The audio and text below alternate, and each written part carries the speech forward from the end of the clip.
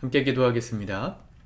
하나님 아버지 감사합니다. 새 한 주를 허락해 주셔서 감사를 드립니다. 오늘도 주님 붙들고 또 의지하고 주의 말씀 교훈 삼아 우리의 삶의 길 삼아 살아가고 지혜롭게 승리하는 우리 모두가 되게 도와 주시옵소서. 예수님의 이름으로 기도드립니다. 아멘. 오늘은 하나님 말씀 마태복음 21장 12절에서 17절까지 말씀을 같이 읽고 기도하도록 하겠습니다. 읽겠습니다. 시작. 예수께서 성전에 들어가사 성전 안에서 매매하는 모든 사람들을 내쫓으시며 돈 바꾸는 사람들의 상과 비둘기 파는 사람들의 의자를 둘러엎으시고 그들에게 이르시되 기록된 바 내 집은 기도하는 집이라 일컬음을 받으리라 하였거늘 너희는 강도의 소굴을 만드는도다 하시니라. 맹인과 저는 자들이 성전에서 예수께 나아오매 고쳐주시니 대제사장들과 서기관들이 예수께서 하시는 이상한 일과 또 성전에서 소리질러 후산나 다윗의 자손이여 하는 어린이들을 보고 노하여 예수께 말하되 그들이 하는 말을 듣느냐.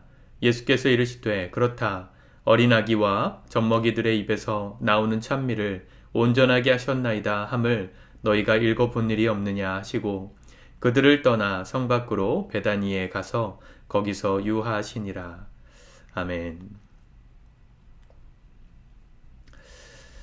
예수님께서 예루살렘에 입성하시고 처음으로 하셨던 사역이 성전을 깨끗하게 하시는 일이었다라고 말씀을 드렸습니다.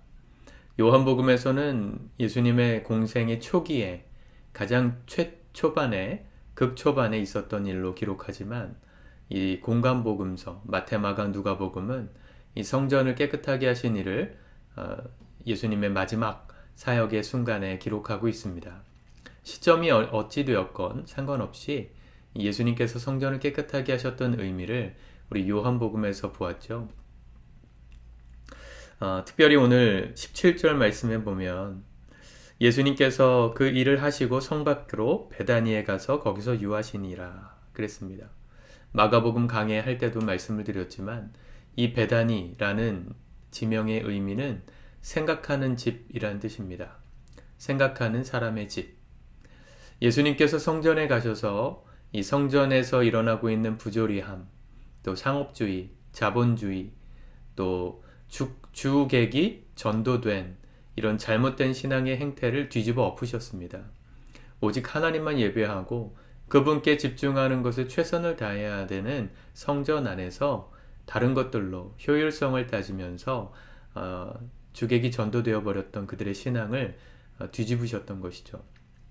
예수님께서 이렇게 하실 수 있었던 것은 생각하는 삶을 사셨기 때문입니다. 여러분, 기도한다는 건 생각한다는 거예요. 오늘 예수님이 성전에서 내 집은 기도하는 집이라 일컬음을 받으리라 13절에 그렇게 말씀하셨잖아요. 예수님께서 성전에서 해야 될 가장 중요한 일은 기도라고 하셨는데 여러분, 기도는요 생각하는 것입니다. 뭘 생각하는 겁니까? 하나님 아버지의 뜻을 생각하는 시간이 기도의 시간입니다. 기도가 필요한 이유는 단순히 우리 안에 영성 훈련, 경건의 훈련을 위해서도 있겠지만 더 중요한 건 내 생각을 내려놓고 하나님의 생각을 묻는 시간을 갖기 위해 기도하는 겁니다. 그분의 생각이 무엇인지 깊이 집중하여 듣기 위해서 따로 시간을 내어 기도하는 것입니다. 그래서 무시로 기도하신다는 분들의 그 기도는 사실 깊은 기도가 될 수 없습니다. 걸어 다닐 때 기도하고 또 요리할 때 기도하고 설거지할 때 기도하고 다 좋은 신앙의 훈련이지만 특별히 하나님 앞에서 아무것도 하지 않고 그분께만 집중하는 기도의 시간이 필요한 이유는 하나님의 뜻이, 그분의 생각이 무엇인지를 가만히 들여다볼 수 있는 시간을 갖기 위함입니다. 성전은 그런 곳이에요. 여러분, 우리가 살아가는 일상의 삶에는 가만히 아무것도 하지 않고 하나님께만 집중할 수 있는 환경이 사실은 쉽지 않죠. 걸려오는 전화도 있을 것이고 또 이렇게 움직이면서 일상생활 하시면서 기도하실 땐 방해의 요소들이 너무너무 많습니다. 소음의 요소도 있고 시각의 요소도 있죠. 그래서 교회에 오셔서 기도하시는 게 굉장히 중요합니다. 여러분, 하나님의 생각이 궁금하실 땐 교회에 오셔서 기도하세요. 우리 교회 비밀번호 다 아시잖아요. 여러분, 교회 예배당 우리가 기도하기 위해서 만들었습니다.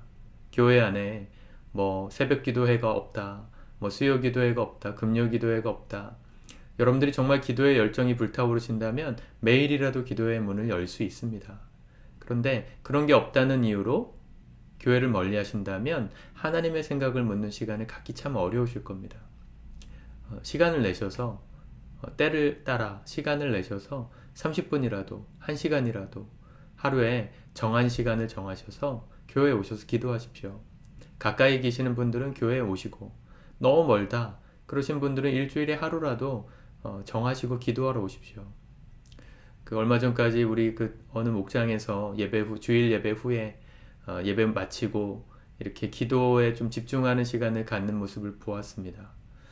그것이 같이 할 수 있으면 더 큰 일이 시너지가 나겠지만 왜 그렇게 해야 되는지에 대한 분명한 이유를 알고 기도해야 기도에 집중할 수 있어요. 왜 기도해야 한다고요? 내 생각을 내려놓고 그분의 생각을 듣기 위해, 아무것도 하지 않고 주님께만 집중하는 시간을 갖기 위해 기도의 시간을 정하는 것입니다. 교회에 오셔서 기도하십시오, 여러분. 아무도 방해하지 않습니다. 아무 소리도 들리지 않습니다. 오직 하나님께만 집중하여서 그분이 내게 원하시는 뜻이 뭘까? 나는 그리스도인으로서 하나님을 어떻게 섬기는 것이 올바른 것일까? 고민하지 않으면 이렇게 성전에서 강도의 소굴을 만들고 그곳에서 장사를 하며 성도들을 속이던 이 종교 지도자들의 속임에 넘어가는 그런 신앙을 할 수밖에 없습니다. 여러분, 생각하는 그리스도인이 되십시오. 베다니에 가셔서 예수님은 생각하시고 기도하셨습니다. 예수님의 순간순간의 모든 사역의 여정에는 기도가 있었어요. 단순히 경건 생활을 한 게 아니라 하나님 아버지의 뜻을 묻고 집중하는 시간을 갖기 위함이었다. 하루에 여러분 정말 지혜로운 분들과 30분이라도 대화할 수 있는 기회를 매일 가질 수 있다면 얼마나 큰 영광이고 얼마나 큰 도전이 되겠어요? 여러분, 하나님 아버지는 그 누구보다도 지혜로우신 분이십니다. 그분의 음성을 자꾸만 들으십시오. 어떻게 듣나요? 하나님 말씀을 읽으십시오. 잠언을 읽으십시오. 시편을 읽으시고 복음서를 읽으시고 사도 바울의 서신서들을 읽으십시오. 그 안에 나를 향하신 하나님의 말씀이 무엇일까? 주님께서 깨닫게 하실 겁니다. 저는 참 놀라운 게 우리가 읽고 있는 이 말씀들의 순서를 따라 그냥 쭉 매일 읽고 있는데 특별히 순서를 정하지 않았고 그냥 주어진 본문들을 읽고 있는데 날마다 주시는 메시지가 있어요. 내 삶에 꼭 적용해야 되는 말씀이 있어요. 여러분들에게도 그 은혜가 흘러가길 바랍니다. 그걸 발견할 때 우리는 어떻게 살아가야 되겠구나 분명한 기준을 갖고 용기 있게 살아갈 수 있는 겁니다. 하나님의 뜻을 모르면 뭘 해도 불안하고 내 생각을 고집해도 아쉬운 거예요. 하나님의 뜻이 무엇인지를 자꾸 묻고 듣고 읽고 확인할 때 그때 우리의 삶에 평안이 주어지고 기쁨과 행복이 주어집니다. 오늘 기도하는 하루 사시고 이번 한 주 주님께 묻고 그분의 생각을 묻고 또 집중하는 이 기도의 시간 꼭 가지실 수 있기를 바랍니다. 기도하겠습니다. 하나님 감사합니다. 예수님, 우리 가운데 기도를 알려주시고 기도함으로 하늘나라의 뜻을 분별할 수 있다 말씀해 주시니 감사합니다. 우리의 생각으로 판단하고 고집하고 또 행동하는 것이 아니라 매 순간 주님의 뜻이 무엇인지를 생각할 줄 알고 또 기도할 줄 아는 지혜로운 성도들로 우리가 살게 도와주시옵소서. 우리의 매사의 모든 순간의 결정들을 아버지 하나님의 뜻대로 하길 원합니다. 우리의 생각과 고집이 아니라 주의 생각을 물으며 집중하여 기도하여 주님께서 기뻐하시는 것들을 선택함으로 우리 인생이 행복해지고 견고해지고 승리를 경험하는 복 있는 삶을 살게 도와주시옵소서. 교회를 가까이 하게 하시고 예배당을 사모함으로 나와서 아버지 하나님의 뜻을 묻는 우리 성숙한 성도들 다 될 수 있도록 축복하여 주시옵소서. 예수님의 이름으로 기도드립니다. 아멘.